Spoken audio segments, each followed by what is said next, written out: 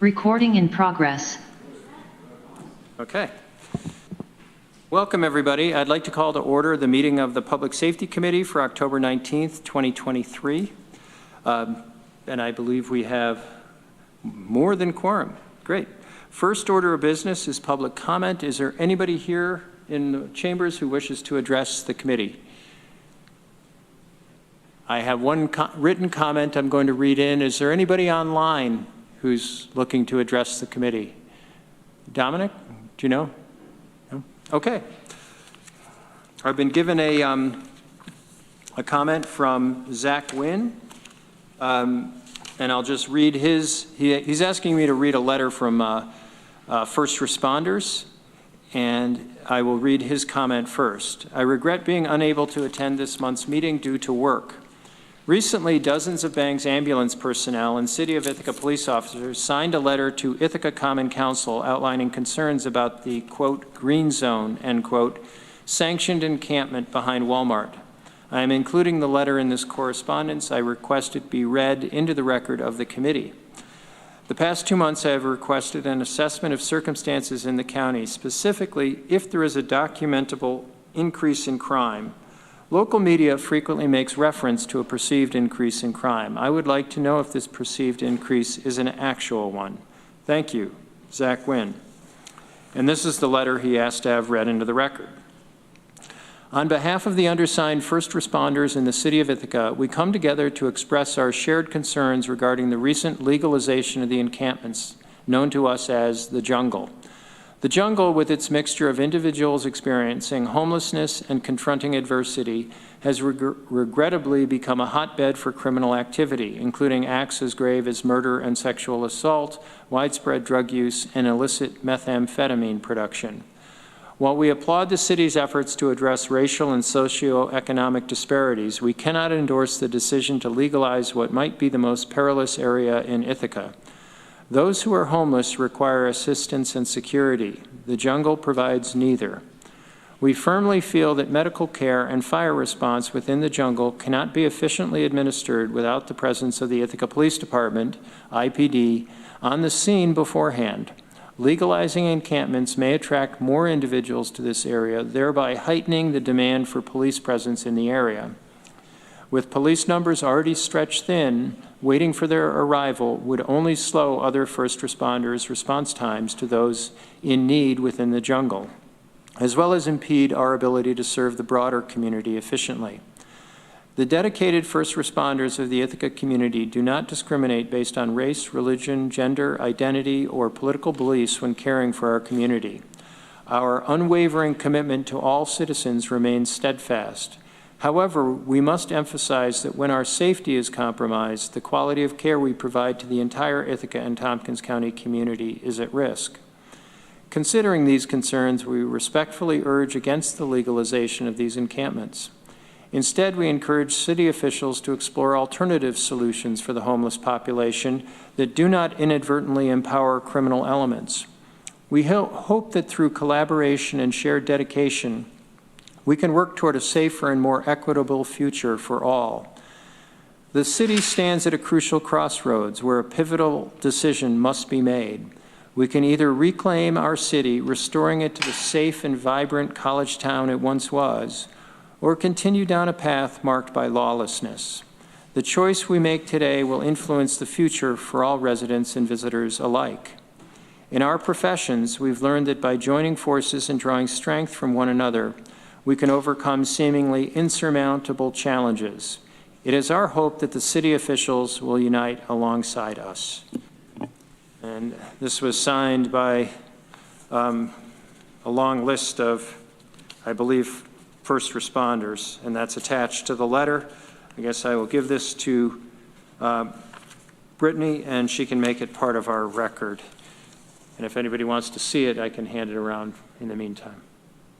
Okay. Thank you for that. Are there anybody else who wishes to address the committee? All right, any changes to the agenda? Seeing none, I have minutes from September 12th and September 21st, 2023, and I'd ask for a resolution or a motion to approve both. Ann, did you move? Veronica seconds. Questions or comments on the minutes? Go ahead.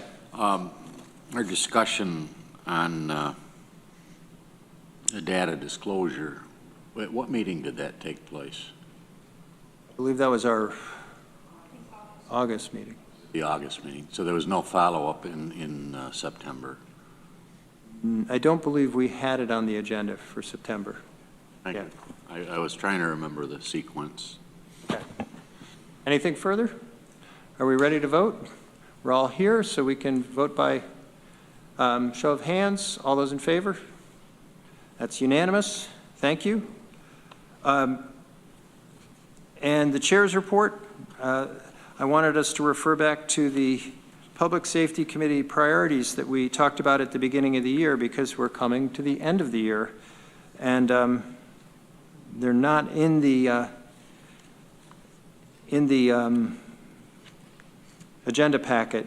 But the two items that we have not really touched on, one was trying to get a better confidence in the amount of overdoses in our community and what we could be doing to better track overdoses. That we have 911 information and we have various information coming from the hospital and from community groups like OAR or URO or REACH Medical, but we do not have a consolidated place where this information is collected. The health department is doing some of that, but I've had conversation with Frank about it, and it's not organized yet. I would report that I think the term is they have a fellow. This is a position of I think it's a Cornell grad student who is assigned a project for the health department and is working on this issue and is coming forward with some recommendations. I'm hoping that there would be something for us to look at before end of year. So there is something happening there. I wanted to report to everybody. But before going to the other item, I'd mention open it up for any comment, questions, discussion. Talkative bunch. As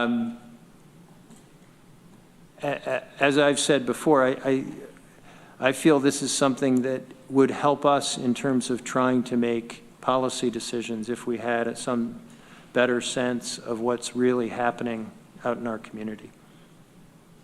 But, okay.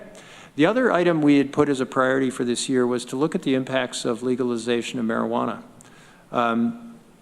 And as you know, a dispensary has opened on the Commons. I believe there's another one that's getting ready to open, and there might be one in Dryden, I think, that's opening. And there is also the question of there were lots of stores that were trying to do a sale of or a gifting of marijuana if you bought an item of nominal value for an inflated price, like a sticker or something, and you'd get the marijuana as a gift. And this was a way to, a workaround for these stores to be able to essentially sell marijuana. And I think there's been a state crackdown on this method of sale, but I'm not sure how effective that's been or if it's stopped. And I'd like to understand that better. And I'd also like to know what we're seeing in terms of impacts. Are we seeing much more marijuana use? And if we're seeing downsides of that, such as more DUIs or more people engaging in criminal behavior related to marijuana. I mean, I just have no sense of it. But that was one of our priorities for the year, and we haven't done anything on that one. If we went and looked at the list, we've done a lot of the other things, and I think we've made some real progress there. But we have 2 more meetings, and I'd like to get a sense from the committee, should we be trying to do something on these 2 areas? Lee? I think so. I guess I've got a couple questions that, or one thought and one question. One is that with the rollout of the legalization in Albany, I'm not sure how much we've got to be able to track So that you know, so there aren't many dispensaries out there at this point, nor legalized producers. Second question I would have, maybe for administration or others that sit on those committees, is the Board of Health looking at this at all? Is there any initiative underway? I know they've been aggressive when it comes to other forms of smoking, but are we tracking things in a similar manner there? And maybe there's some room for collaboration moving forward. I could inquire, but I don't sit on the Board of Health, so. Okay. Well, we have our sheriff and our district attorney with us and our director of probation. I guess I'd just put the general question out. Have you seen anything change as a result of legalization of marijuana in terms of people coming through your various departments? I can speak first. I'm sure Matt can give a better overview of the entire county and multiple police departments, but I haven't seen any major issues come through since the legalization at all. We all know that when it comes to operating a motor vehicle in an impaired state, the same difficulties remain now as what remained before, that it's very difficult to identify that and have a test that's suitable for such things. So there could be an increase of people operating motor vehicles while impaired by motor vehicles or by marijuana, but we haven't been able to obviously track that because of the reasons I said. That seems really interesting. Matt, what do you see? Well, I can say that before marijuana was legalized, we had some cases of driving while ability impaired by cannabis. And since then we have some, but there has not been any increase, any tangible increase in those cases. Driving while ability impaired by drugs is a charge that can cover many other controlled substances. And so when we do have that kind of a case, we try to get a blood test from the individual, and then the state police laboratory gives us what's the results of what's in that person's bloodstream. And that's, there is really no tangible increase in those cases. Anecdotally, I can tell you that when I walk down the Commons or walk over to City Court, it seems like there's more public use of marijuana, and I don't think that law enforcement prioritizes any enforcement relating to public use of marijuana, and it's really low on the priority list of things, although it might not be as prevalent on the Commons if we had more of a police presence on the Commons, and I think that's probably something I would like to see happen for many reasons in the future. Dan? It's changed the dynamic here a little bit in that where prior to the legalization, people on probation were just widely prohibited from using marijuana. Now, a high percentage of the people that we supervise are permitted to use marijuana, and the only reason that the courts take that right away from them is if marijuana use is a factor in their commission of the crime. We also prohibit it for people engaged in DWI behaviors and also sex offenders. But a wide scope of people on probation are permitted to use marijuana while under supervision. I don't know that it's resulted in a lot of changes other than that people are using, treatment providers are really don't seem to address marijuana use as a problem anymore. Unless the person is coming in complaining that I'm addicted to marijuana and it's disrupting my life, the treatment providers just sort of kind of ignore it. I would share my own experience. That I was fortunate to be able to serve as the Ithaca City prosecutor in the early 90s. And that, at that time, at least, we managed all of the misdemeanor charges that were in the city. And so it was a volume business. You saw a regular stream of people coming through, and I was struck that the charges involving people who were under the influence of marijuana tended to be nonviolent and sort of more in the nature of stupidity compared to alcohol, that people who were drunk tended to do more violent things and more dangerous things. You know, I've always been careful since then to say, was that just my perception, or has it borne out over time? But it's interesting to me that since legalization, we haven't, you know, there's some impacts, as you guys have indicated, but we're not seeing anything dramatic, I don't think. I mean, has anybody noted?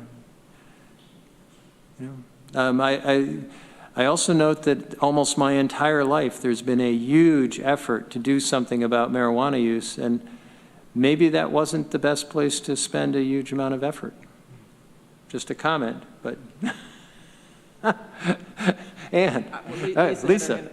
Oh, Rich, to your earlier point about the sticker shops, I know that the city was working with the Office of Cannabis Management about trying to crack down on retail stores where there was a legal sale that was undercutting the store that was licensed on the commons, and I believe Matt was involved in that and can probably speak more to that, but that's kind of where this battle is now being fought, is on the retail level, it seems.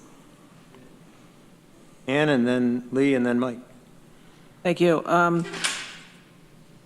Now that marijuana is legal, I don't want to say surprised, but I'm just, I know of lots of people that have been smoking marijuana recreationally that I didn't know about, for instance, and I haven't seen it be a huge problem. When I worked in drug and alcohol rehab, the biggest issue were all the other drugs. It's very unlikely that you had somebody that had, I mean, it did happen, but it's very unlikely that you had somebody that was coming in because they used too much marijuana. It was, like you said, it was the other things that, other kinds of drugs, alcohol and the other drugs that people had issues with work, people had issues with crimes and health issues. So I'm not surprised that we haven't been having a lot of problems, knowing now that there has been a lot of people, using marijuana either recreationally or medicinally for years. I've used it at times for anxiety and recreation, and a little bit. And so anyway, I'm not surprised, but you said two things you wanted to know whether we should focus on, and was the other thing about overdoses? Let's talk about that in a minute. Let's finish. Yeah, let's go back Okay. to overdoses, but because I think we're getting to an answer on marijuana that we may not want to take any, I'm not sure we need to focus on it. But Lee, please. I think it's reassuring hearing from our public safety directors and department heads that they're not seeing something that's impacting the criminal justice system or the intake that maybe they're handling. The only place I can think of where you might see some correlation would be in the number of traffic incidents and motor vehicle accidents, and that may be an area to watch for. But again, to determine if it really is impacted by marijuana is pretty difficult for, or any other substance other than alcohol, is pretty difficult for law enforcement to determine with testing capabilities today. But if you start to see rises in traffic incidents, then since this occurred, then rather than the downward trend I think we'd been on, that may be an area. Is it something that the Traffic Safety Board is, I'm just trying to think of other areas to branch out into where you gain a wider perspective on this. And Yeah, Board of perhaps. Health and Traffic Safety Board are two places where they would see some statistics possibly where we don't hear. Good point. Okay, Mike? Well, I guess I just have a bunch of little concerns. I mean, I understand adults are going to do what adults are going to do, and that's great that we don't see it in the, in traffic, things like that. But, I mean, I do walk outside right in DeWitt Park, and I see 14-year-olds smoking weed. So if they were all standing around drinking beer, I would imagine we would do something about that. And I bring this up because I think when we talk about the problem of marijuana, we always talk about how it's a good thing, and that's fine. But I've talked about how, in a lot of places it's not a good thing. I mean, if you're under the age of 25, it can be problematic. If you're pregnant, I mean, the studies are showing early pregnancies, this is going to present a problem. So when we look at this, it's kind of hard to say, well, this doesn't have any cost, because it certainly does. We just don't know what the costs are going to be yet, because they're maybe a couple of years out. And listen, I'm not just saying this like, oh, Mike Sigler believes this. I mean, there's studies coming out. Here's one just from May 26th of 2023, NBC News, marijuana linked to mental health risks in young adults. Growing evidence is showing that. It's psychiatric disorders such as depression, bipolar disorder, schizophrenia. I mean, I remember that movie they used to show, right? Like, what was that? Reefer Madness, that's what it was, Reefer Madness. And you were like, oh, you look back at that and it's so campy, and you're like, but you look at some of the points in there and the studies are kind of showing, okay, there's some truth to that. Not the extreme that they showed, yeah. But, so there is that. And yeah, I don't know how the state is going to handle underage use. I mean, we send people into liquor stores, we send in people in to go buy cigarettes, and then we bust the stores for that. I would imagine we'll do something similar. And if people are smoking weed in a public park, who's going to stop from doing that? You're not allowed to smoke cigarettes there, so you're not allowed to smoke weed there either. So I don't know. I don't know what should be done or what can be done about that. I do know that the store in Newfield, I don't understand how they remain open, but they do have a store right out there on Route 13, and I don't know who even takes care of that. Does the state take care of that? I don't know. I believe it's under state regulation. And Mike, I think you make good points, and the information I've read about studies of marijuana use in young people with developing brains is pretty scary. So I'm certainly not discounting anything there. I'm just not sure that's within the Public Safety Committee. I think it's Dan and Health and Human Services. We shouldn't forget it, but I'm not sure we would ever want to have a law enforcement response to the 14-year-old in the park. I agree. Yeah. Matt and then Dan. Thanks, Rich. With regard to the sticker stores and what's happening with that, there was a time a few months ago where the Office of Cannabis Management decided to, or changed its strategy and decided to be more aggressive and conducted some raids on the commons. The sticker stores they are not legal. That's an interesting theory, but giving drugs is still considered to be selling drugs. So that's really not a loophole that would work, but there is, I think, the Office of Cannabis Management is really the agency that has the resources or is going to be the agency that does any enforcement going into, in the future. Our law enforcement doesn't have the resources, and it's not a priority in the big picture of what else is happening in Tompkins County, criminal-wise, public safety-wise. I definitely agree with Mike about juveniles using marijuana, and that's again going back to my comment about the commons. If there's an officer just walking around and some 14-year-olds are smoking marijuana in the park, they're not going to get arrested, but they might stop, or he might be able to do something about it that is, non-confrontational. Hey, Dan, did you have something? I saw your hand up.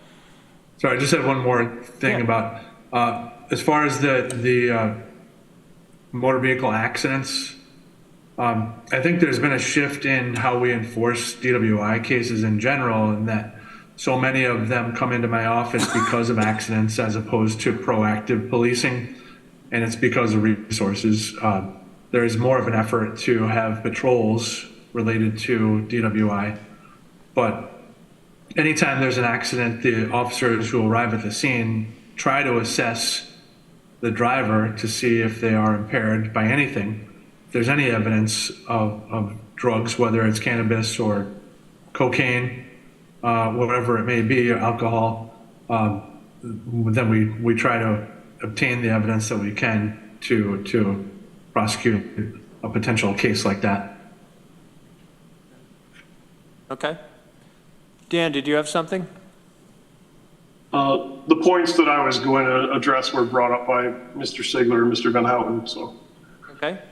just about juvenile use.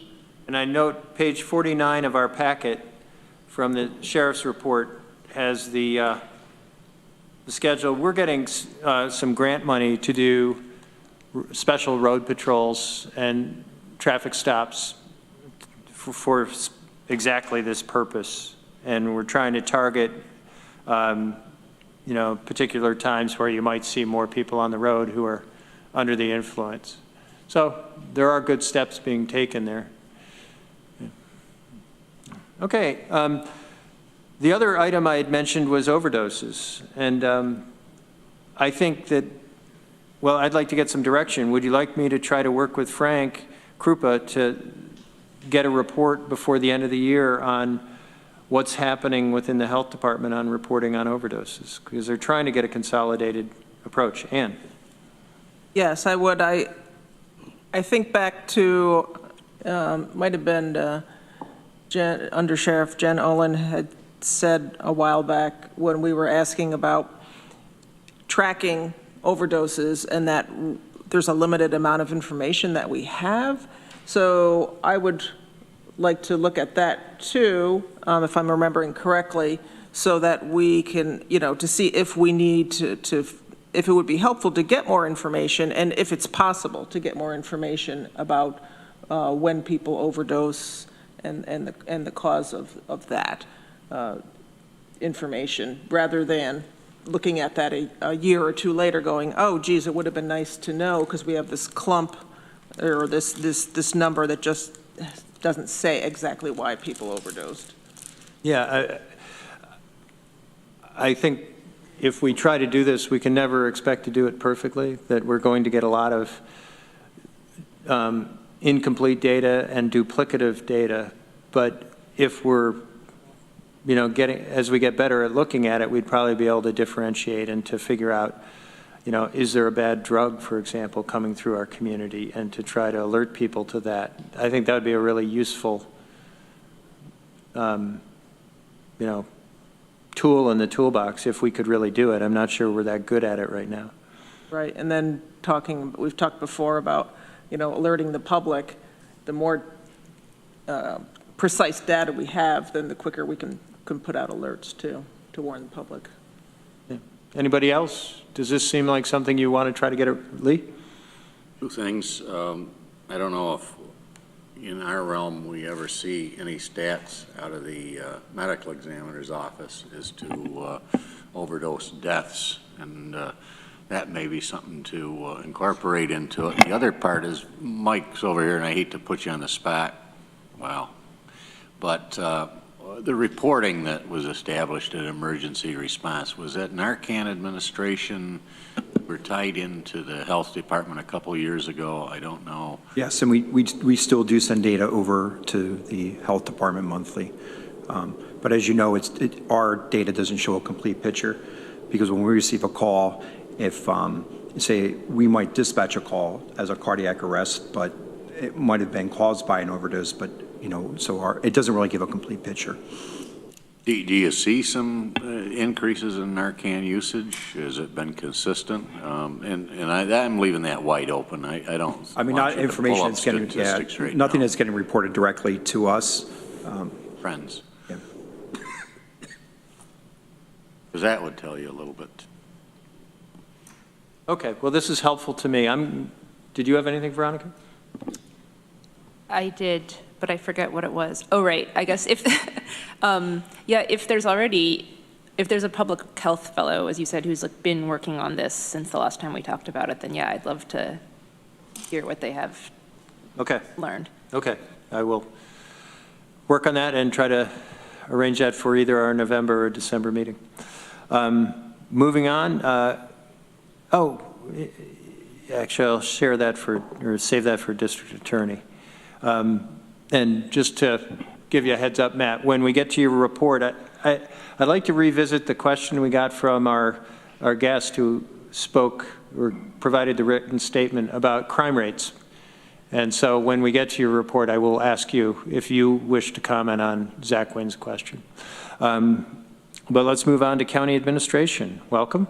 We have Lisa and Bridget. Any report? Just a quick update. I sent an email out to legislators about the status of the mural project and the change in timeline. And with that, a slight change in the mural itself. And Mona is here, and if there are any questions or feedback on that, I just wanted to provide that opportunity. Anybody have questions or comments? I did look at the draft or the sketch, or I don't know what you call it, that would be expanded onto the wall. I thought it was great. And it does look like there was a lot of input and thought that went into it. Mona, did you have anything you wanted to share? Just that this process has been really amazing, and with engaging with the young ladies and the young people from Black Row Alchemy and the artist that is going to be doing this. It's going to be an amazing project. We've got quite a few brainstorming sessions, just putting things into play so that we can get it started. And they're really super proud of their ability to reflect on trauma and healing, and then to see it displayed through the artist. So it's a pretty exciting time for them right now, and I think for the CJC to see this happening. So that's it. Thank you. Veronica. Yeah. I just wanted to add that I think the design looks really, really great. I wish I could describe it for people listening, but I would not begin to do it justice. Also, I kind of forget, is this going to go in the same little alley that currently has the No Justice, No Peas mural? Okay, yeah, cool. Like facing it? Or? Excuse me. It's on the wall, the side of the History Center wall. So I'm not sure where that is in comparison to what you're referring to. Is it the same? Bridget, help me. Yeah, Mona, Veronica's referring to the electrical box that's painted currently. Yep. With okay. So it'll be directly it's gonna behind be right there on that wall. Yep. Okay, cool, thank you.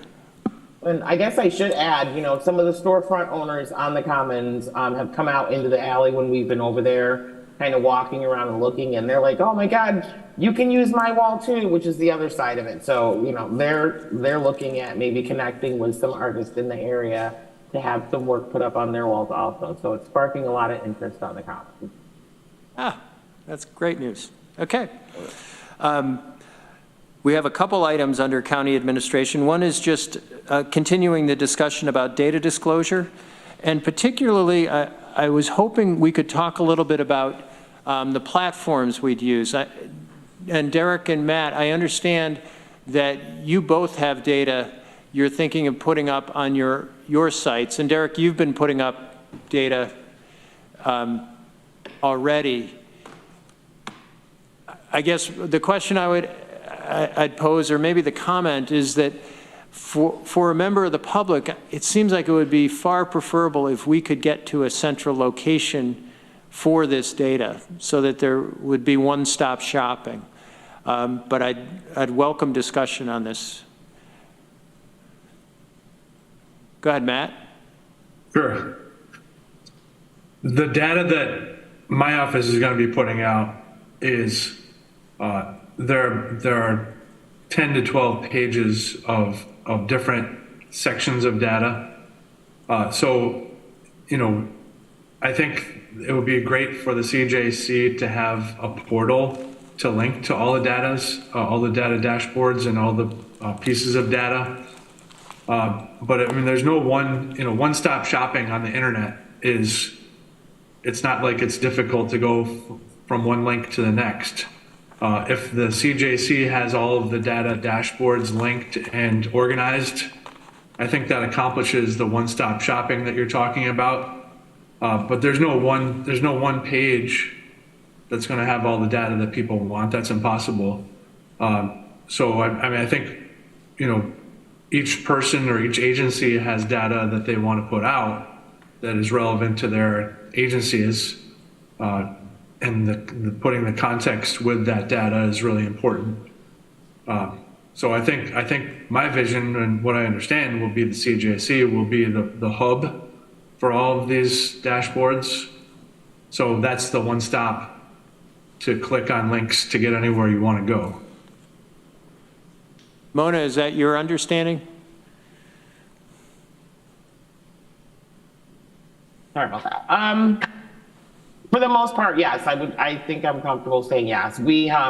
What we were tasked with was the community one, where we would be reporting on different data from all across law enforcement, including probation, public safety, and assigned counsel. Okay.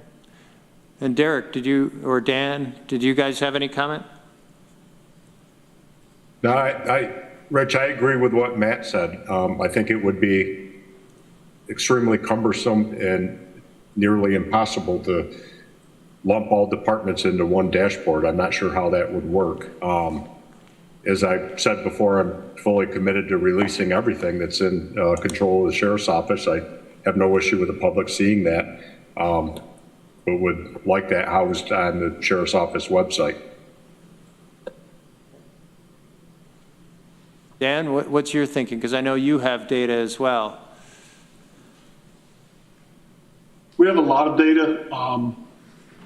We present that typically in our annual report, which is available on our website. We also present data on a lot of things to the Public Safety Committee in our reports every month. I'm happy to disclose anything. I just need to know what the public is interested in us disclosing to them, aside from what's already public information on a monthly basis. Lisa, did you have any thoughts? I think we're trying to achieve a purpose of transparency and accountability and hopefully some data standardization. And we started off in one direction, but I think if we can achieve it, I think if we can achieve we can achieve those goals and what the public and the community is asking for, we're willing to work to achieve those goals. I'll say that with the number of ways that the various departments are displaying data and the number of data analysts that we now have working on data, Dominic has been convening those groups to try to standardize and create a work product that we feel across the county we can stand behind, and also a way of displaying it that that meets a certain standard. So that's aside from the CJC and reimagining process, but also related to it. So I think we're working on that as well. Okay. Dominic, did you have anything to add? And I know, Veronica, you have a comment. Yeah, I'll just briefly add on to what Lisa was saying. And I think one of the things you're asking about is tools in which we use to analyze and publish the data. And I think I'm hearing that. And I think the second thing I'm hearing is how the users in the public will navigate the county's resources to find that information. Those two things have come up quite consistently in that convening group that Lisa's describing. There are 50 staff members who department heads, and not all departments have chosen to be represented on that group, but there are at least 50 staff members who work on some version of data analysis or publication on behalf of the county, who are invited to those, to our convenings, our group to discuss. Tools is one big piece. How we present it is another. We have tools like OpenGov that's new on the county's end, and all of this is sort of captured in a data publication policy that we've prepared with that group and with department heads that'll be going to the Government Operations Committee at its November meeting. So we have taken some of these concerns and questions and tried to work it into a policy that'll outline how people can navigate those things, how data can be requested and published within guidelines for the county. Veronica. Dominic already just addressed most of what I was going to say. I just had the thought when you were talking about the possible one-stop shop, not nonstop sounds overwhelming, and the infeasibility of that. It sounds like maybe what's more important, what it sounds like you're doing, is figuring out structures and pathways for just communication between all the many people who collect or contextualize or analyze or curate or publish the data, so that it's easy for someone to change something if they need, but not if they shouldn't, or for someone to go, hey, we're publishing data on this page here that's seems very related to this other thing on this page here. How can we link those for the public? Absolutely. That kind of thing. I assume there's not one system that's going to be this is going to work for everything for ages. Likely not yet, but I think there is a lot of interest in that one-stop shop concept where someone can access information relevant locally. I think the county has two types of data that we manage or publish. We have data that is about our community, and then data about our county programs. And so people are looking for that for all different types of things. And so I would like, when we revamp the county's website eventually, for people to have easier navigation into those things. Right now, you really have to know where it is you're going to find something. And in the future, you'll be able to find it much easier. That's one of the core tenets of what we're going to try to do. This work kind of underpins that, so we have it all published in areas that can be found. And I guess that was sort of at the heart of what I was saying, is that if you're just a member of the public, it often becomes pretty opaque because you can't find it, but you're absolutely right. We have a tremendous amount of information on our various departments, but it's tucked away. Yeah. Ann. Yeah, I just want to say I appreciate you you and others working on this to increase transparency and make the information easier, because sometimes it's this little thing where I've literally had to send people just that one little link or say, here's the 5 different things you have to do to find this information. Or more often, it's somebody from the county telling me the 5 different clicks and here's this little information tucked there because I can't find it. So I appreciate, the work, not just transparency, finding the information, but making it easier for all of us. Thank you. Certainly the goal. Okay. Well, we march on. So this is good. Anything further on this issue today? Veronica? I guess I'm wondering, we had a somewhat long and contentious discussion on this topic last time, and has anything happened in the ensuing 2 months as a result of that? Because this discussion also great, but focused in a different direction. Yeah, that we're trying to get to a consolidated answer to the issues we raised, but I don't want to speak for you. Well, I think it would still be valuable to have the resolution to do this particular Community Justice Center focused Reimagining Public Safety initiative. So I think there's still the desire to have this considered. That other work, I think, is happening in parallel to this. We've learned a lot for that other work through our process with this. It's helped inform it, but knowing that we had the support of the legislature to move forward with that initial reimagining plan as it's been brought forth would help us actually publish that data set in addition to the other work that we're doing. Lee. Good to hear. Certainly transparency and accessibility of the information is a goal. I just hope it never becomes an impediment or causes us to limit the amount of information that is made available. And I'm still back to trying to get a broad look at lots of issues and know that the investments that we've made in the criminal justice system and in the Reimagining public safety are giving us better insight into lots of things. Ann. So what would be the next step? Are we seeing as far as like bringing that resolution back or a different one, modified one, just one? No, good question. I guess as I sit here, I had raised certain concerns. I'd love to see some discussion of those, the substance of those, before we considered the resolution. And so I'd say maybe another month. Maybe we could actually get at those issues. And So that can be on the agenda next month? we could try, yeah. Yeah, I mean, I would not like this to just sit. I would like us to get to resolution and this year, so, yeah. Does that make sense to people? Yeah. Okay. As I said, we march on. The other item here on the agenda was EMS cost sharing, and I'd asked that that be put on. Michael, maybe you want to join us at the table, because there was, I thought, a very good presentation from Michael and Joe that presented us with alternatives for the funding, and I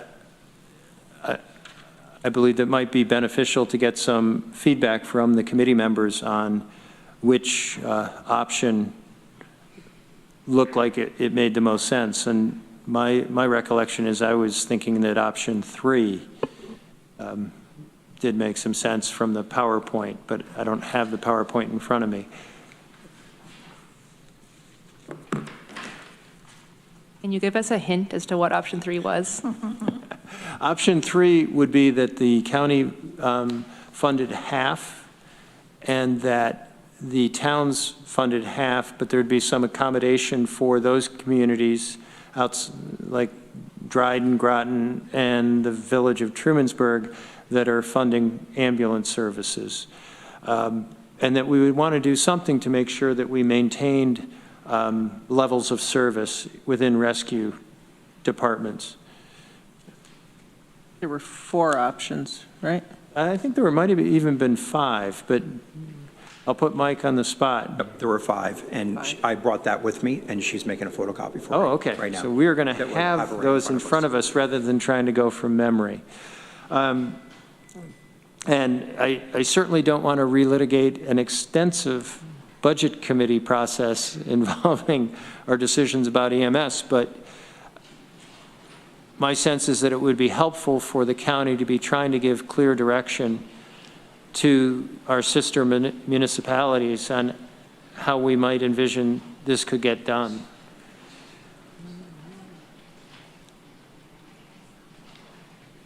So we'll take just a second to get the, Lee, go ahead. Let me ask a question to Lisa while we're doing that, and it relates to the shared services grant application. How would any of this factor into that? And not knowing what the cost sharing may be. Can you use your mic? Just not close enough. When I watch on Zoom, it's really hard to hear people unless you're a couple inches from your mic. Sure. So as it currently stands as a draft document, the Shared Services 2024 plan that was agreed upon by the Shared Services panel outlines the pilot year in which the county would cover the cost, and we would be applying for the matching funds from the state. So municipalities would be demonstrating the amount of money that they had saved by not having to upstand their own service, and then we would be able to get that matching amount. That's how it's currently written, but again, that's in draft form. That draft will be coming to the legislature for their review and input over the month of November, and then the Shared Services panel is to vote on that in December. So there is an opportunity to update the figures in that plan.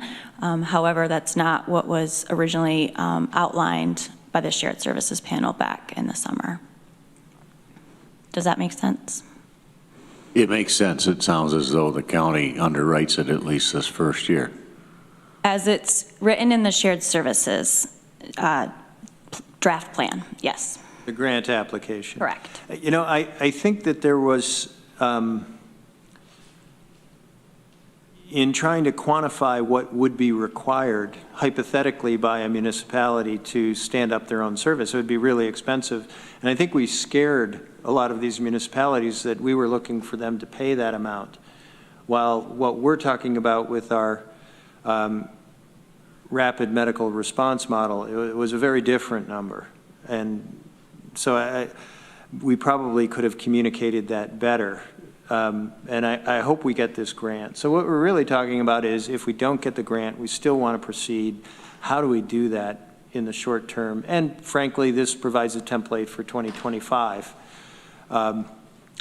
So yeah, love to get some more comment on this. And I notice we do have some guests from some of those municipalities with us. And with the committee's indulgence, I'd be happy to hear them as well. Rorden and Mark, and if there's anybody else here from a affected municipality, happy to hear you.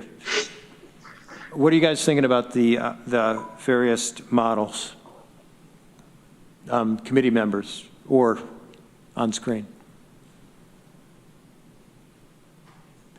Rorden. Yeah, good afternoon, Rich. How are you? Just great. Thanks for coming.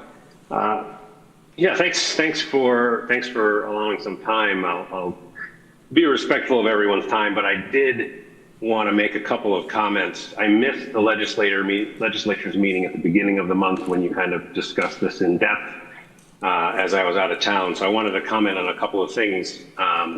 First of all, I want to thank the five of you and the legislature in general. I want to thank you all for your support of this idea in concept. As I think it was Dan Klein mentioned, you know, we've been wrestling with this issue for years and going round and round and round, and finally having a proposal that has the potential to have an impact is fantastic. So your support is greatly appreciated.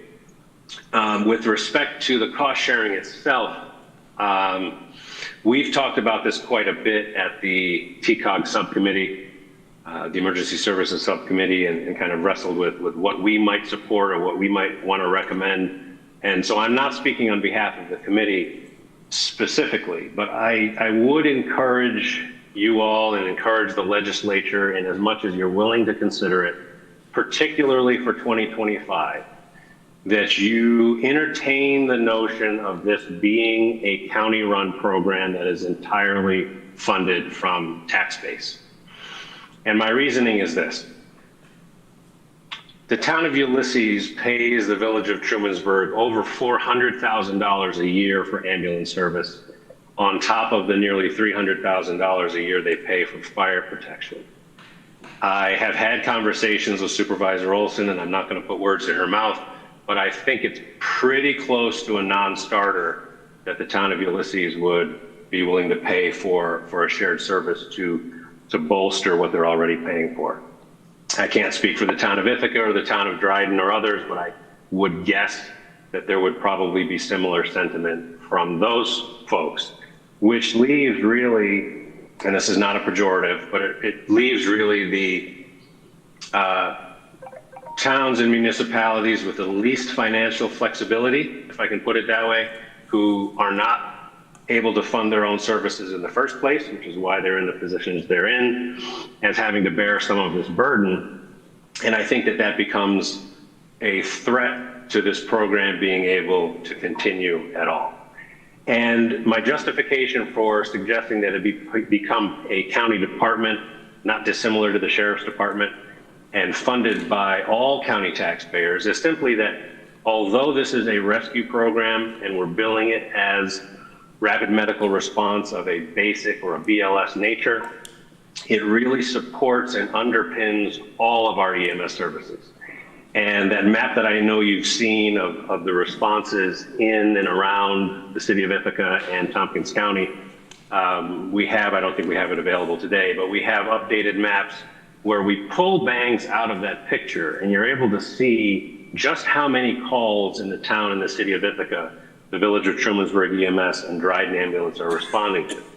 So taxpayers in this end of the county, taxpayers in Seneca County and Schuyler County, who we contract with here in the village, they are subsidizing EMS response in the city and the town of Ithaca. So this is a large and far-reaching network that already has subsidization across borders that's been occurring for many years. So for the county to be able to stand up a service that frankly will take some of the burden off of bangs to respond to rescue calls outside of their natural jurisdiction and free them up to respond to EMS and paramedic level calls in and around the city of Ithaca, which further frees up Dryden Ambulance and Trumansburg EMS to stay home, so to speak, in our jurisdiction. This what is a pilot program, if it is allowed to continue in the form that it has been proposed, really creates a layer of support underneath the entire system that everyone in the county benefits from at every level of medical service, not just rescue. So I would again, thank you for your support of the concept and ask that you give serious consideration to what this is going to do on a very far-reaching basis to all types of medical calls, including in areas where you might initially think a taxpayer base or a municipality might not be seeing the benefit. My suggestion is that they are benefiting from this program or will benefit from this program in ways that are not readily apparent unless we understand how closely connected it is to paramedic level ambulance service. And I'm happy to answer any questions that any of you might have about this. Thank you. Thank you for that thoughtful comment. Yeah, I guess if I was talking to the hypothetical taxpayer in the city of Ithaca, it's hard for me to say there's great benefit that's not readily apparent, but you should pay for it. So I'm not quite sure how we get there, but I understand what you're saying. I would also note that part of why I thought cost-sharing Model 3 made sense was because it did recognize the investment that you're making out in the village of Trumansburg, and, you know, it would have to be where is the actual money coming from, and if it's coming from the town of Ulysses, then, yeah, the benefit of that model should help them too. If they're already funding ambulance service, they should get benefit from that. But nothing about this is uncomplicated, I think. Anyway, committee members or Mark Whitmer, did you have anything you wanted to share? Could I add one comment, Rich? Sure, Roden. Yeah. Just to that comment about the city of Ithaca taxpayer, I think in particular, it can be difficult, but I think we could pull the numbers. You know, if we, and I am making up these numbers, but they're not going to be too far off. If the city of Ithaca has been receiving ambulance service for bangs for many, many years, for which the city taxpayer has never had to, and good for the city taxpayer. This is not a criticism. The city taxpayer has never had to fund their EMS response. And if, let's say, 20% of those ambulance calls that bangs would be covering are actually covered by Dryden Ambulance and Trumansburg EMS and their taxpayer base, then it's actually a direct benefit to the city of Ithaca taxpayer to have a system in place that allows for that to continue. Because in some future version of this movie, and it won't happen on my watch, but it does come up in my board meetings from time to time, if in some future version, either Dryden Ambulance or Trumansburg EMS is either not able or not capable of taking those calls that bangs should be covering because bangs is running rescue calls in Brookendale, then the city of Ithaca taxpayer is going to suffer. And in some other future version of this movie where 2 generations from now there is no bangs ambulance and the city of Ithaca is forced to stand up its own ambulance service to the tune of $8 to $10 million, and this program really pushes that off, if not eliminates the possibility of it happening. So that everyone does in fact benefit in the long term. Ann? Oh, Veronica. Or no, I'm sorry, Mark Whitmer was just about to talk. Sure. Sorry. Okay, yeah. Thank you, Rich. Thank you, everybody. I don't have much to add beyond what Rorden said. I totally agree with that, and I will. Our committee as a whole, I think, was pretty unanimous in feeling that way. I think I'm concerned that the cost-sharing models unnecessarily overcomplicate the situation, perhaps creating,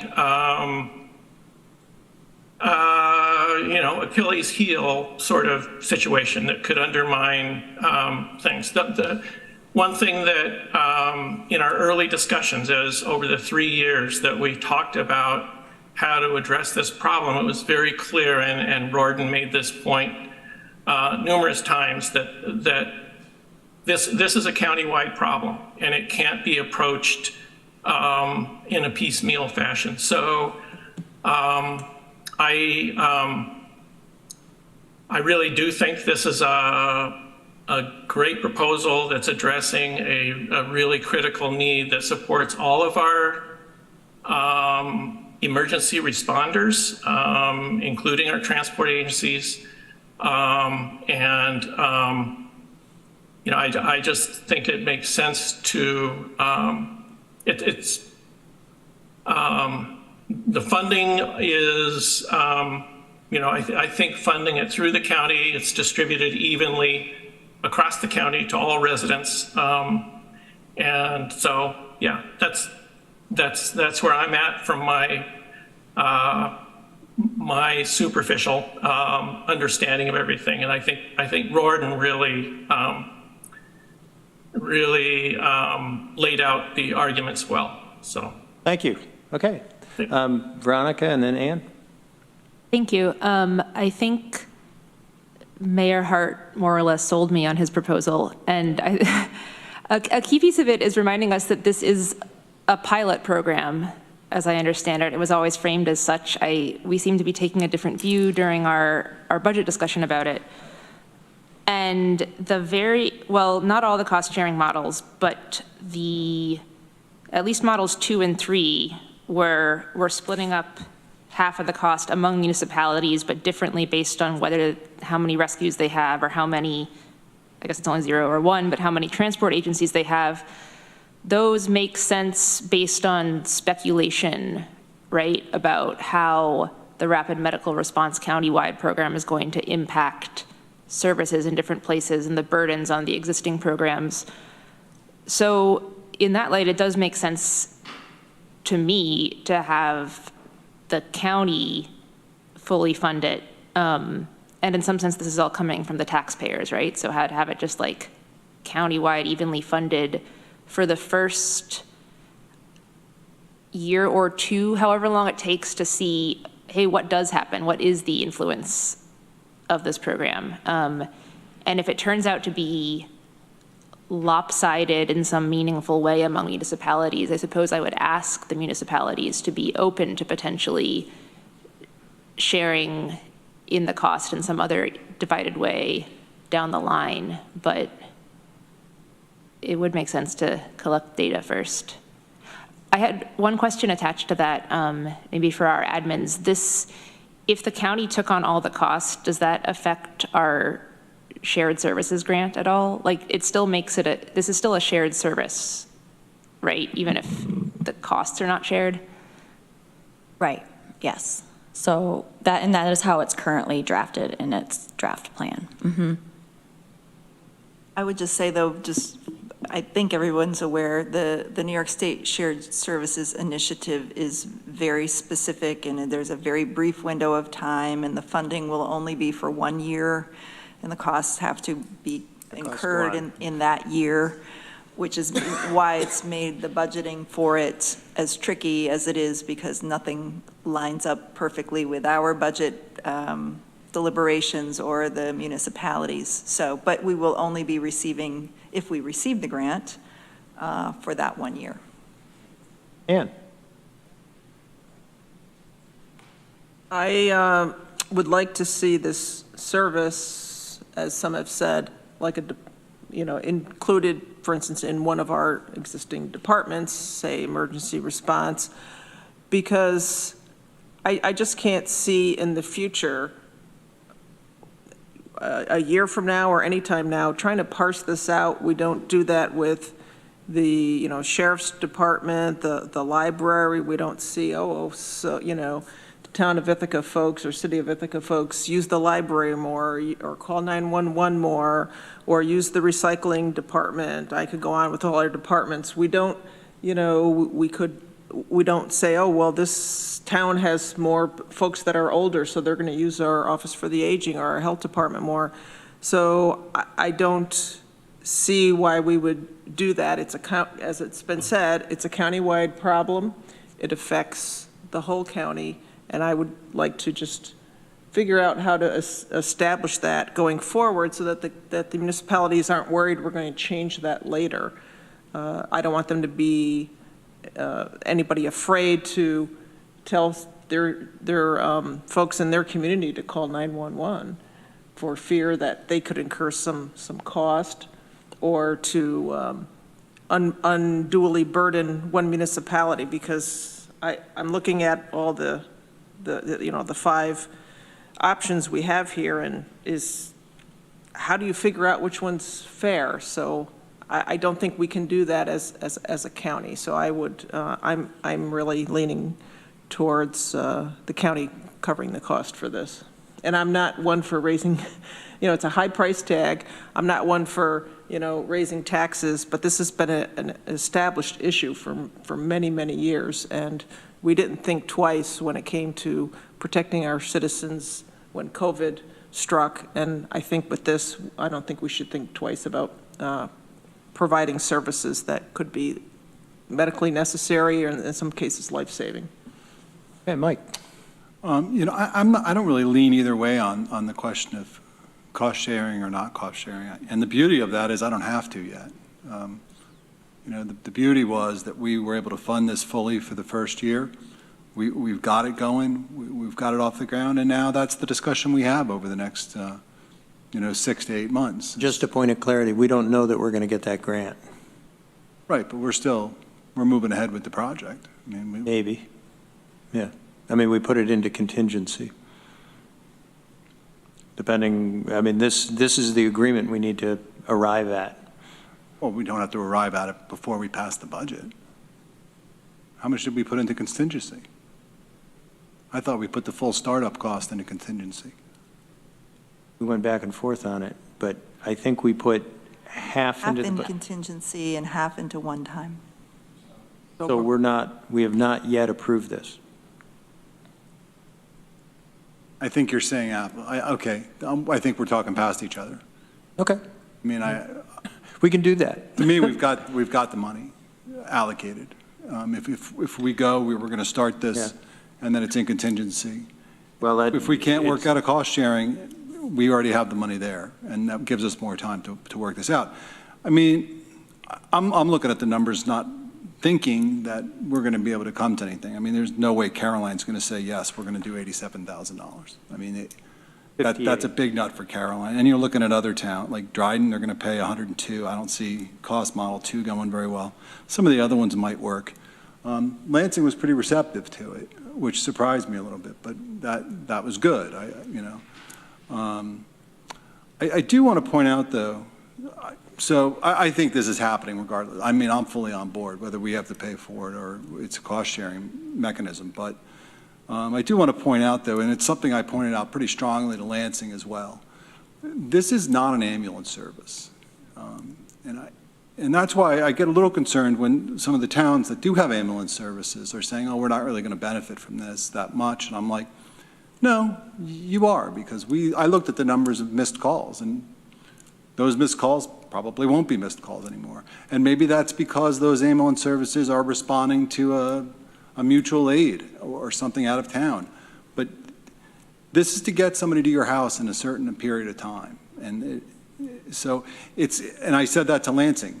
you know, they were worried that about $700,000 to start an ambulance service, and I had to say, listen, that's not what this is. This is not a transport. This is to, literally, you're having a heart attack, you're having a stroke, we're going to get somebody to you as quickly as possible. So while I appreciate that these towns are saying, listen, we have services and we invest a lot of money in it, and I'm thankful for that because that benefits my town as well, this is not that. This is something really brand new, and I'm thankful for it. So, but, you know, I think it's a discussion we need to have with the towns about the cost sharing, and if it doesn't work out, I'm open to going full funded too. But. Okay, I guess I have a couple comments. Rorden, you should be very happy that you convinced Veronica. I'm afraid you didn't get me, at least not yet. You know, my district is a city district, so I represent city taxpayers. So I have to be concerned there. With Model 3, where there's a split, half of the cost would be paid by the county. So city taxpayers would be paying. But the idea that this is just completely paid by the county, I think creates some imbalance there in that you really do see a wide range of benefit with adding this service. There are some areas of the town with response times above 20 minutes. And with this in place, they're going to see substantially better response times, or should. And that's a great thing. They should pay for that. You know, and they should pay more than somebody in the city who's not really going to see any change in their response time. I'm also concerned that the cost share is a way of ensuring preservation of existing services, that I absolutely do not want the county to just say, hey, we're going to pay for this, and suddenly the towns who are doing great jobs with their rescue service and their ambulance service say, so we're going to cut back. And we've gotten a response from some of the fire departments saying, we're very afraid that the towns are just going to come and raid our budget to pay their cost share. I think we need an MOU saying, no, this is an enhancement, that we all together as a county need to do better across the board, that we do not eliminate services, we make services better. And I'm seeing the cost share model as part of making sure that happens. Anyway, my thoughts, but the discussion will continue, and it's not an easy one. But I'd sure like to see if we can stand this up in 2024. Mike, we are talking past each other because we approved one time, so we've approved our half of the cost. The other half's in contingency, and so the legislature's going to need to vote to take it out of contingency. Okay. So we essentially have a mini budget question that we'll have to face if indeed the county is going to cover all the cost, which I don't agree with, but we're not there yet. We could get there. You're right. It's in contingency. And Michael, you've been sitting here, and Joe, you guys have been here.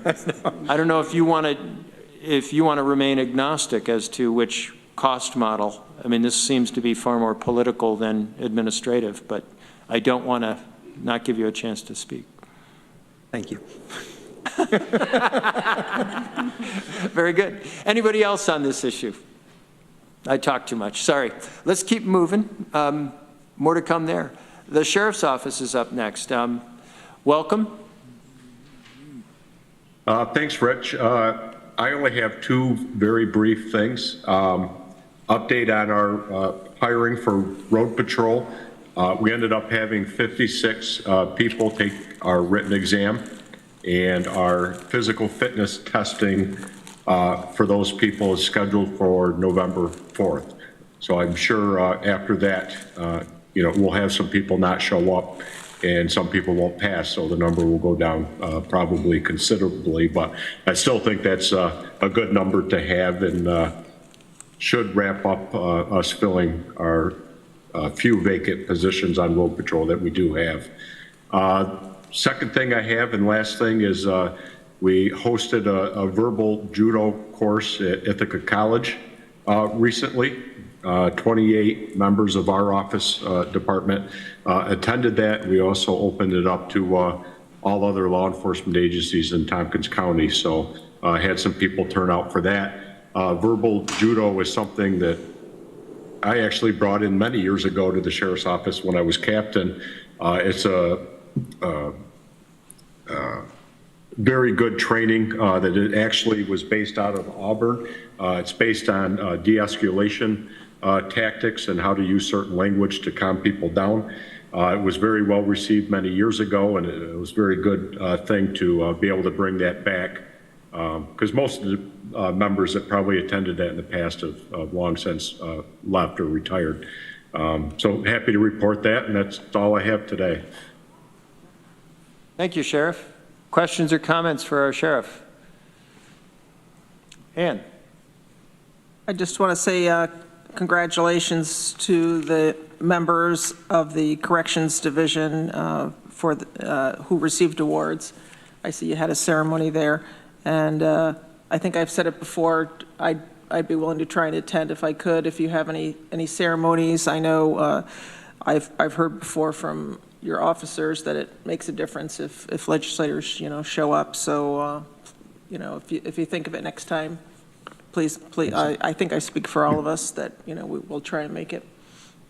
Yeah, I appreciate that, Ann. Thank you. And we definitely will invite you to the next one we have. And you did remind me that we did receive a very nice letter, all framed from the legislature, about our Corrections Division accreditation going through. So I just wanted to thank everybody for that was involved in that. That was a nice touch. So that hasn't been shared with all our staff yet, but it will be very soon. Thank you. Very good. Veronica. Thank you. I just wanted to lift up one of the items in the activities that I don't think you mentioned, was that one of your deputies responded to a call of a baby fawn stuck in a fence, and the person sent a letter thanking them and saying, complimenting him on his compassion. So yeah, thanks to Deputy Brian Jolly for doing that. Yeah, thanks for bringing that up, Veronica. When I got that letter, that note, that was a really neat one to see. I'm definitely an animal lover, and to see our deputies involved in something that means a lot to people, and it seems simple, but yeah, that was a nice letter to get, for sure. I was going to comment on that, so Veronica, thank you, because it is really nice. Yeah. I did have a question, because I have been very impressed with what you've done with the accreditation on the jail side, and I believe you're undertaking that for Road Patrol and Civil Division as well. Is that correct? Yeah, that's correct, Rich. We, like I mentioned before, Corrections has been accredited for quite a few years now, and it was simply just a reaccreditation that, I say that lightly, but with COVID and the shortages we had in corrections for a while, it really did get put on the back burner. Road Patrol for the Sheriff's Office has never been accomplished. That's a completely separate program that is not handled by the Sheriff's Association of New York, but the New York State Division of Criminal Justice Services. That's a little more complicated, a lot more standards, and a lot more proofs needed to substantiate those standards and policies. So we are on the books to get assessed. I believe I reported before, it's in July of this next year. That was the soonest we could get in. So we really put our feet to the fire, so to speak. We have, I think, 3 or 4 standards still to meet. We meet them all by practice. It's just a matter of developing the written policy and coming up with all the proofs we need for all of them. So we're pretty confident in that. We may even schedule a pre-assessment with people we know that do that for DCJS, just to come in unofficially and look everything over to see if we can fix any potential problems before the actual assessment occurs. So I'm really excited about that. I've been involved with that personally going back at least to 2002, I believe, 2002, 2003. And it's been tried for many, many years, and just having people to step away from their normal routine and job duties to take something like that on is just, it's a lot of work, but we're going to get there. So I'm very happy about that. Yeah, I agree with everything you say, and I'm excited about this as well. This is a big undertaking. I think it's a very worthwhile one. And yeah, I commend your team that's doing the extra work to try to get there. Yeah, thank you. Okay. Anything further for the Sheriff's Department? Next up is District Attorney. Welcome, Matt. Thanks, Rich. I can say that there have been multiple cases that have come to my office in the last 2 weeks or so related to, or either directly or indirectly related to the GIVE program. There are details going out that are focused on hotspots in the community and focusing on guns and taking guns off of the street. And there are, like I said, several cases that have come out of that program, and it seems like it is already a success in creating results that are tangible results.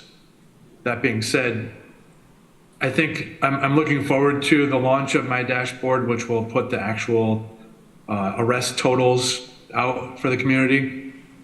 I can say that the total number of arrests in 2023 are slightly higher than 2022. I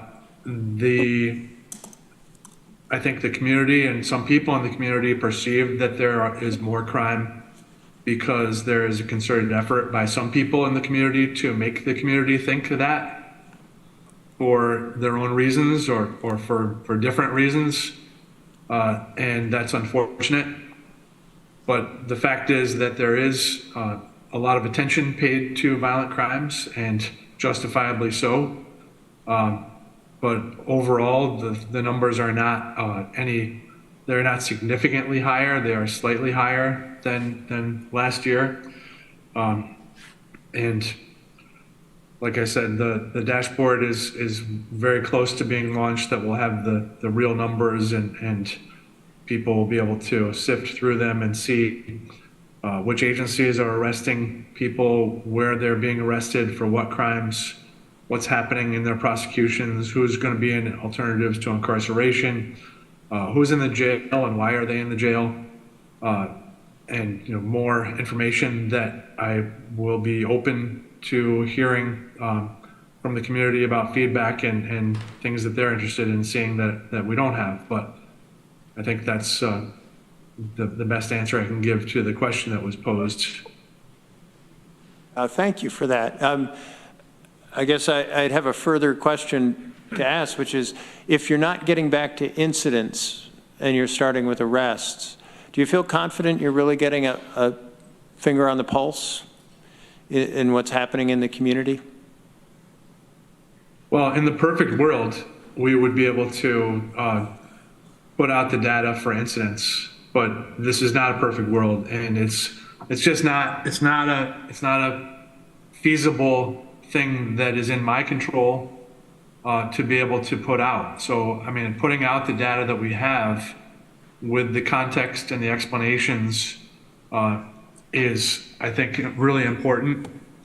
And, we have to own the data. And the fact is that the calls go to parts of the community that are sometimes areas of the community where there are a greater percentage of people of color.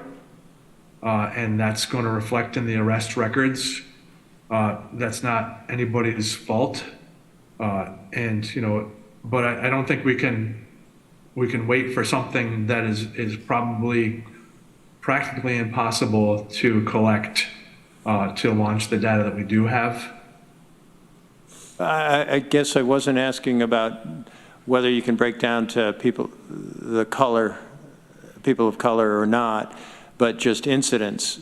That if you're trying to figure out, is there increased crime, and you're just looking at arrests, you're not necessarily capturing what's happening on the street. You're indicating when you've caught somebody. Do you see any? I mean, there could be a differential there, and I'm just curious how we account for that in answering that, or trying to answer that question. Yeah, Derek, Like Derek has the answer, because I don't. Okay. Yeah, well, I mean, I don't think Matt is going to have that data. I think I'm going to have that data for the sheriff's office at least. But I mean, you also have to keep in mind that's only sheriff's office data. We're not going to have data on incidences that go to the state police. We're not going to have any data for all the village PDs we have. So it's still even going to be a very small screenshot of everything that's going on. But again, that's data at least that comes in through the sheriff's office that we're happy to put out. Ann. I appreciate, the willingness to be as transparent as we can. We only, or your departments only have certain data, and, we understand that, and, we put out the data that we have. So, thank you. Veronica?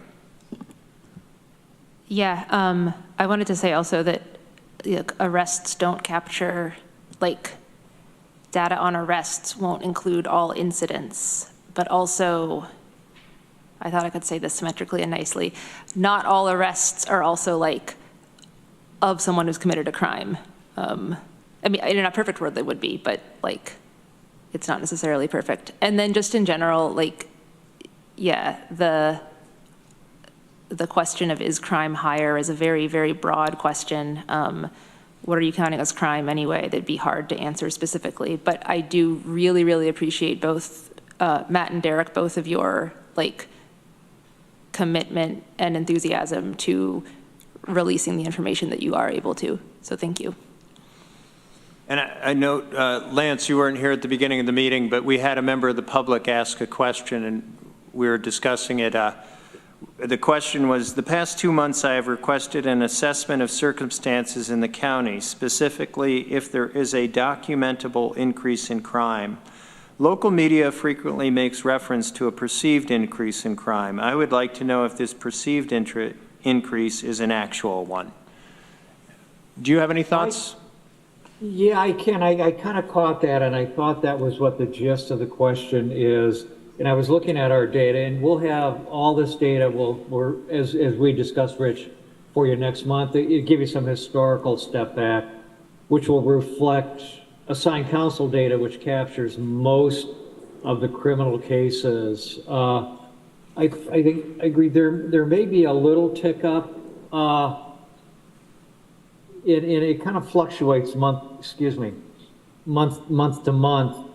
One thing that's happened is we've kind of, and this is statewide, we've returned to kind of our pre-COVID levels of cases in the system, which took a little bit. That can create, I think at times maybe a perception of, oh, there's increases in cases, increases in crime. I look at our numbers, I was looking at our numbers through 2023, they're pretty comparable to 2022. We're going to end up about the same numbers in terms of felonies and misdemeanors. Those, of course, are going to be a little higher than 2021 and 2020. But if I go back to 2015 and 16, felonies aren't really any higher. Misdemeanors are lower. I think there's a little change in that we may, which is, again, we've seen nationwide since COVID, kind of an uptick in some types of violent felonies. We're probably not immune to that, but nothing drastic in terms of any real increase in crime. I think over the years, we'll look back, you can see a monthly increase in stuff in data. It'll bounce, up and down based on an incident. If we had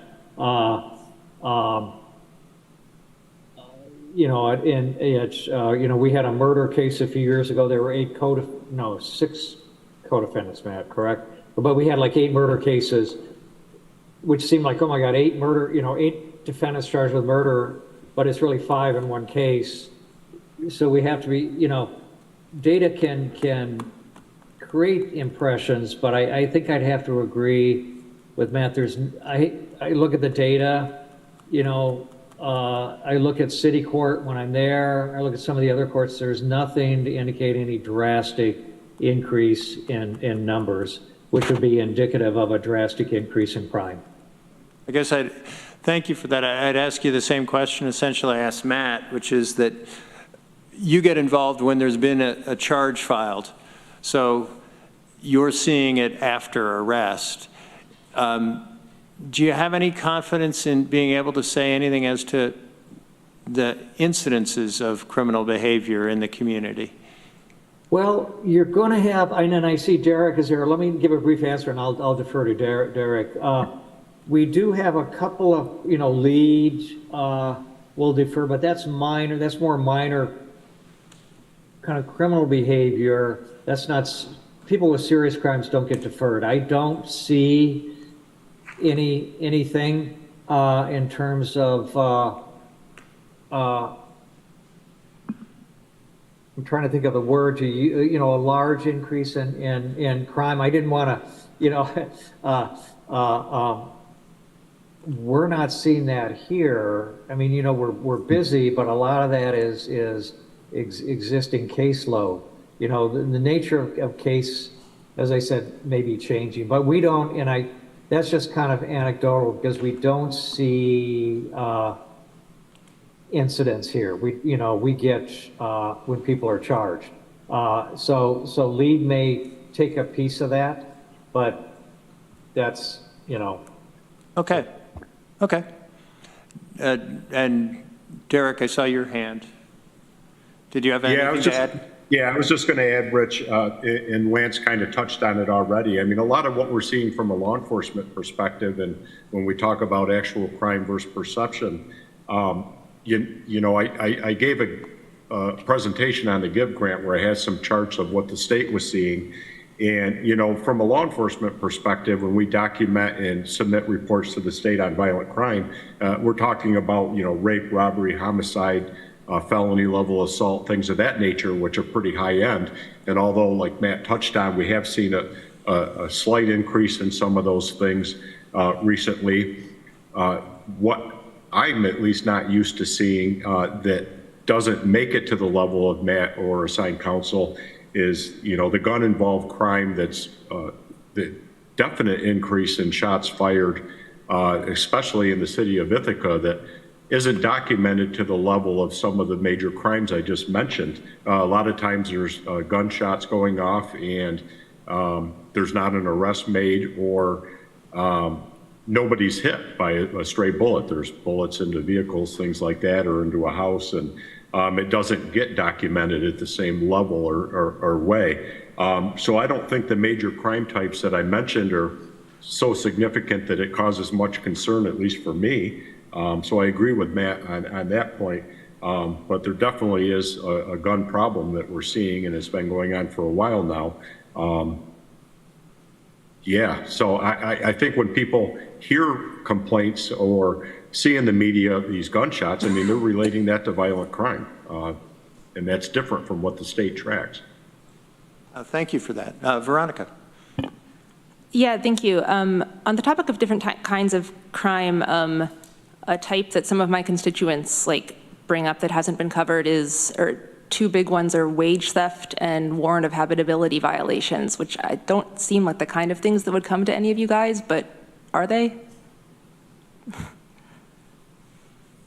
So, Veronica, I have talked with Pete Myers multiple occasions, and the Attorney General's office. Typically, wage theft can either be a criminal prosecution or a civil prosecution, and traditionally it has been prosecuted civilly. But I have indicated to both of them that I would be willing to prosecute criminal wage theft, but they have to alert me to that case happening. There has to be an investigation of it. I don't have investigators on the street to investigate any crimes. So it is not something that we have a bureau for. I mean, I was on a task force that was organized by John Jay College of Criminal Justice talking about wage theft. And Manhattan and Queens have bureaus of 50 attorneys that are focusing on wage theft. We don't have that here, but we would certainly prosecute that, the case or any cases that came in relating to wage theft. Habitability, that's a civil matter for landlord-tenant, issues. So that's not something that we could ever prosecute. Okay, anybody else on this subject? Leo? No, I think Derek's touched on it. There is a disconnect in the way that we're doing things, and that you're just seeing what's being prosecuted. That doesn't tell you about the rest of the community. And, you could take, for instance, a number of traffic tickets issued. And if the number declines in a year, you might draw the conclusion that the roads are safer.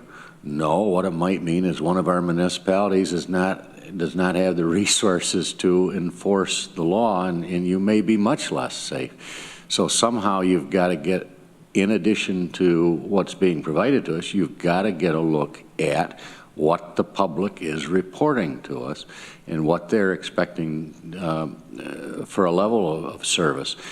The other part is that it isn't necessarily just crime, it's quality of life.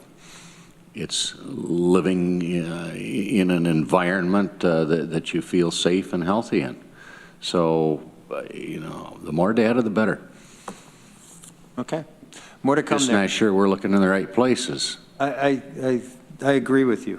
Yeah, Rich, nothing about this is easy. But I'm sorry, who? No, that was me, Rich. I thought you were done. I was going to give you one more piece of information so you could close out on a happy note. Yes, please. We'd take happy.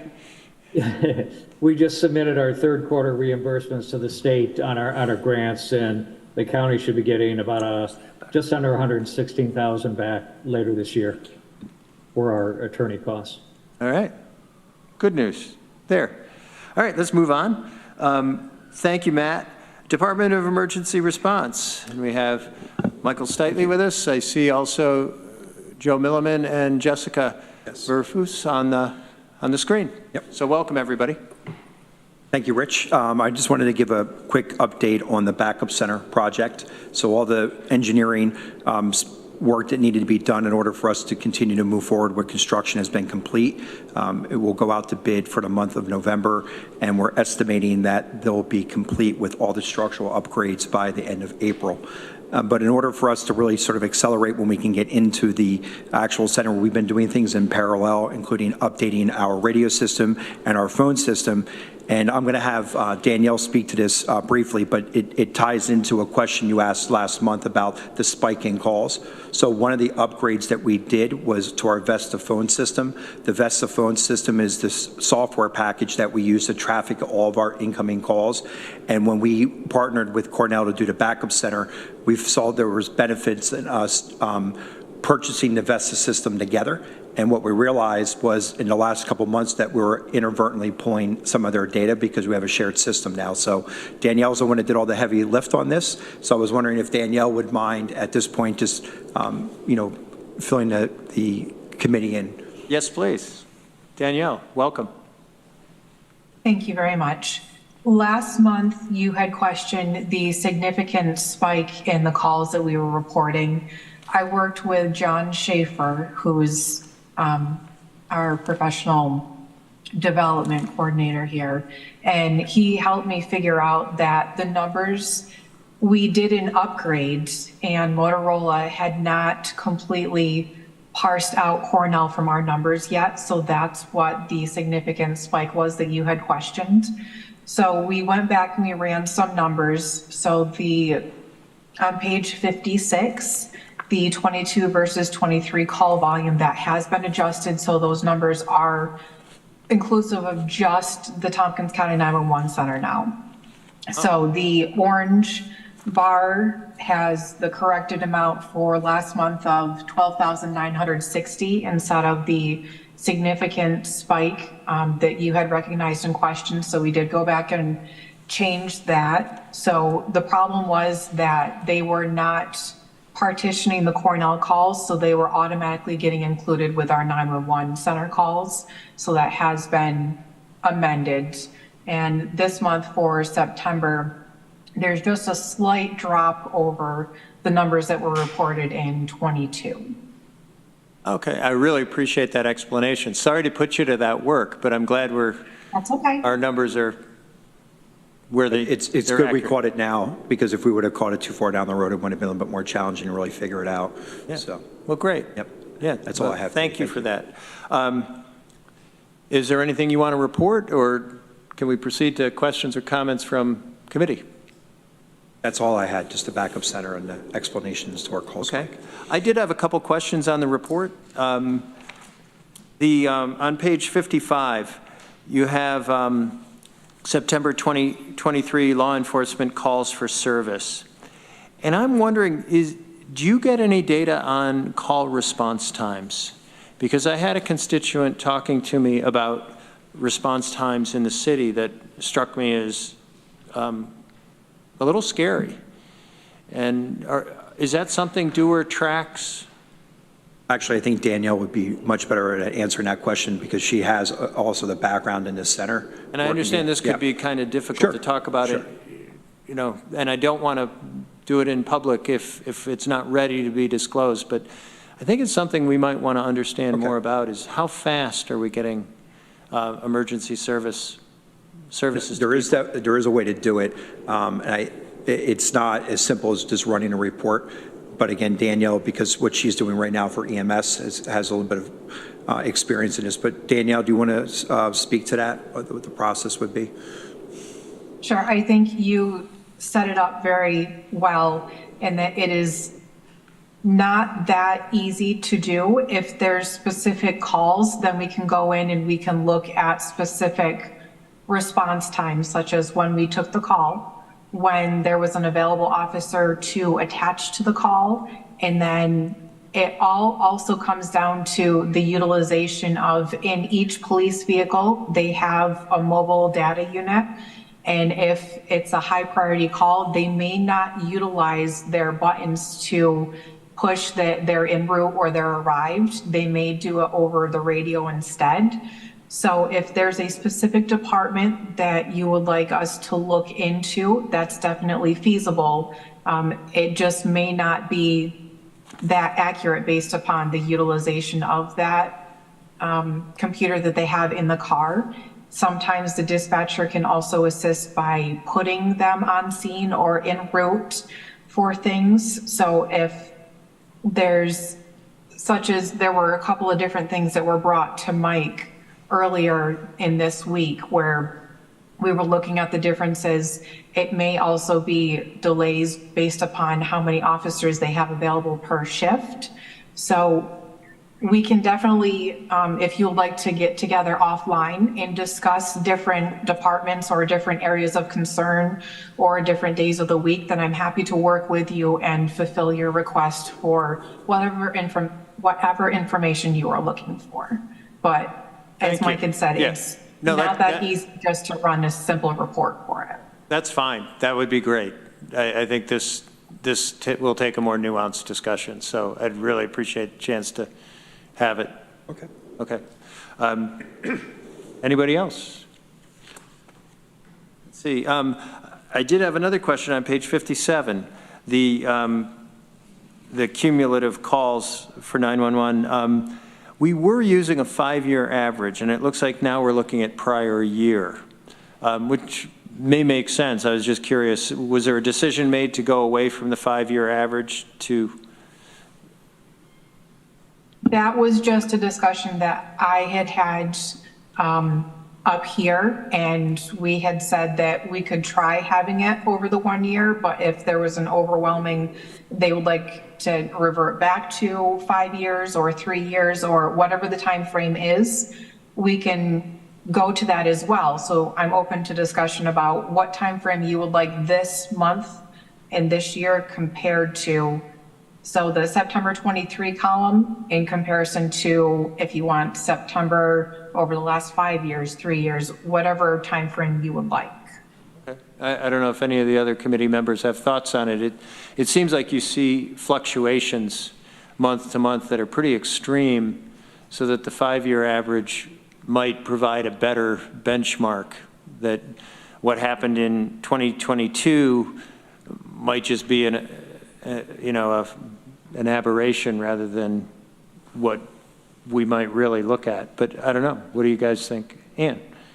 Yeah, I was wondering if it might be helpful to look at, say, the end of the, like a yearly, kind of like we do for sales tax of, 1 month, because you could look at, traffic stops, compared to this year and last year, there's several hundred, number different. But if you're looking at 6 months or a year, from 1 year to the next, wondered if that might be helpful data. Again, not expecting that every month, but at the end of the year, maybe for us to look at. Yeah. Lee? I see it both ways. Okay. Been around too long, I think. The only question I would have, going back to 5 years, are you capturing any more data today that we may not have been doing 5 years ago? Have you added agencies? Have you, are you punching tickets more often for different things? One thing to bear in mind that would throw a variance at you. The other thing is, what is useful, though, and just from year to year, I can take a look at, for instance, March 2022 versus 2023 and see a big drop. We had a much milder March. That indicates to you that the weather has a bearing on number of accidents and so on. So there's useful data along the way, but yeah, you might look at it over 5 years to say, well, on average, you should staff at this level. Yeah, so we most certainly can move back to the 5-year average. I think that would be great, but I think this is just a great opportunity to just also invite you to share whatever ideas, whatever data you'd like to see, and we can make sure we include that. We just wanted to give you something, as you could see, something to react to say, wow, this looks good. Maybe we don't need this particular data set. So we're certainly open to ideas and really embrace the opportunity to create a report that you'll really enjoy. I think you're doing some really good stuff with looking at your data and how you present it. Right. And likewise, I guess, from the committee, we'd look to you to give us your opinion about what's the best way to present. Okay, I had one other item for Department of Emergency Response, I think. Let's see, or actually two, but on page 60, the EMS program. I'm going to read this because I was so happy to see it. On September 11th, the first EMT class commenced with 15 students and is due to conclude in December. This class is the product of a partnership between CMC, Dewar, and Upstate to bring an EMT class back to Tompkins County and address the overwhelming shortage of EMTs. This is really great. This is a really great thing you've done. So I didn't want the moment to pass without saying that. I'd just like to acknowledge Joe Milliman. He's really the partner on the Dewar side that made that happen. Of course, we have many partners, as you noted, but Joe's really one that did the heavy lifting on that. Well, the journey starts with a single step, and here we're taking them. That we want to drive up our numbers of EMTs, and this is directly addressing that. So I was very happy to see that. And then page 61, you have a graph at the top. Compliance statistics, QA, QI, and training. I just didn't understand the QA, QI compliance. What are we looking at there? Danielle? She'll be able to give a much better explanation. What we do every single month is we take a random sampling of all the calls that come into the 911 center, and we put it through a quality assurance program. So we do a call review of it to make sure that it is up to the standards that we follow. So every single month, there's at least 20 call reviews that take place, and then that percentage is out of 100, and we take across the 3 different disciplines of the emergency medical dispatch, which is Pro QA, our law enforcement, and our fire calls. So we want to make sure that all of our dispatchers are adhering to all the compliance standards that are in place. Okay. Actually, I just got the the heads up that my clock management, we're running out of time, so we got to keep going. But you had something, Veronica? Real quick, same graph. Thanks for explaining. Can you make it a bar graph instead of a line graph next time? That's my one request. Sure. Okay. Yeah, there you go. Thank you. I did have a couple other things. I wanted to make sure we recognize Travis Collins for his good work and his recognition by APCO, but maybe we could pick that up next meeting. Yeah. And anything else for Dewar? Nothing. All right, let's move on to the Department of Probation and Community Justice. Dan, welcome. There you are up in the corner. Thank you very much. I'd like to start just by thanking everyone who supported our amendment for the budget to potentially reinstate the probation officer position. A week after my presentation about our current staffing woes, I had another individual who had to go out for a long-term medical leave. So I believe we're now down to 13 able bodies.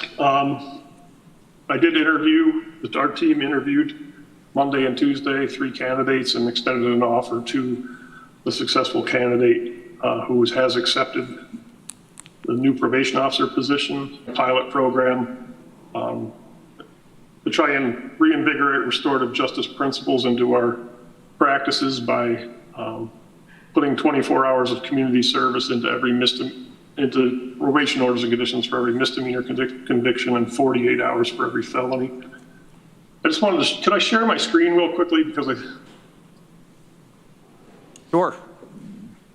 I don't know who can give you permission to do that, but.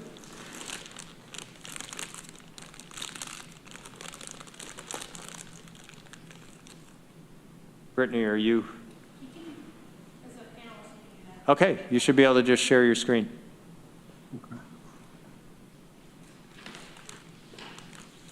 All right. So this is what is shown on page 66 of the agenda packet, but this version of it allows me to go back 9 years in the past. I just wanted to bring your attention to the swap regular cases. We're in the 30s, 40s, and 50s, now up to 70 people participating in community service on an average month. I'll just click back to 2022.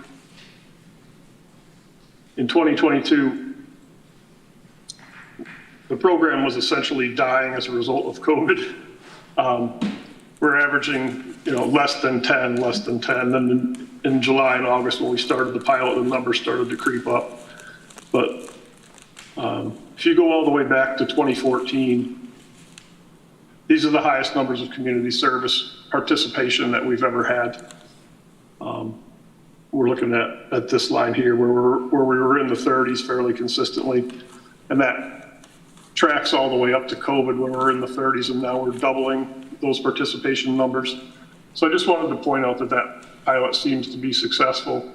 People who are participating in it seem to be enjoying it, and we're averaging close to 550 hours of community service being provided to not-for-profits in the county on any given month at this point.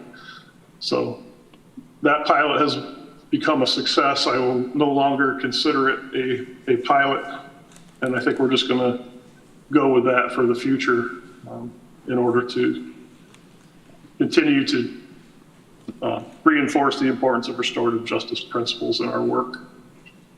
I think that's great news. Yeah. Okay, any questions or comments for Dan at probation? Yeah, Dan, that. Sure, how I stopped sharing now.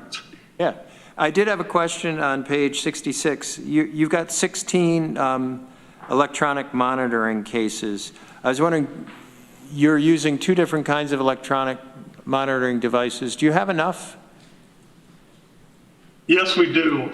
Okay. We have enough, pardon me, and the way our contracts are written, we're able to request additional units from the vendor at any time. So we don't have a limit on how, we don't own the units.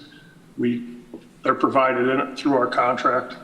So we get them on an as-needed basis. We could never we would never You're not going to run term out? the contract. I don't think we have a limit. Okay, thanks. Anything further for probation? Seeing none, we'll push on to Lance Salisbury from Assigned Counsel. Welcome. Hello, everyone. I think we covered my points earlier. I know it's late, don't really have anything else to update you on, other than the good news I gave you on money. Yeah, we like money, as it turns out. And I saw your email that we're maybe going to have some conversation about how you report and what you're able to provide to us, which would be great to see. Yeah, you made a request. We'll start giving you our data. The data we really have is what we have coming in. You can see our caseload coming in. All right, well, thank you. Any questions or comments for our Assigned Counsel Director? Okay, seeing none. Is there any other business to come before the Public Safety Committee? All right, I would entertain a motion to adjourn. Veronica moves. Ann seconds. All those in favor? 4 ayes, 5 ayes. We are adjourned. Thank you, everybody.